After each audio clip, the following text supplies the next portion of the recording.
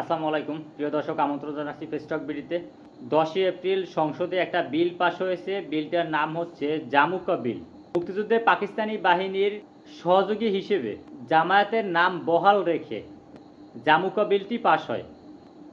আশ্চর্যের বিষয় হচ্ছে এই দলের সাথে যারা জোটগতভাবে নির্বাচন করেছে এবং সংসদে বিরোধী দলের জায়গায় অবস্থান করছে, সরকারি দলের সাথে বিভিন্ন মতপার্থক্য নিয়ে লড়ে যাচ্ছে, তারা এই দলের ব্যাপারে সমর্থন জানিয়েছে লিখিতভাবে। তাহলে জামায়াত ইসলাম যে আসলে পাকিস্তানি হানাদার বাহিনীদের সমর্থন জুগিয়েছিলেন, এটা চিরন্তর সত্য।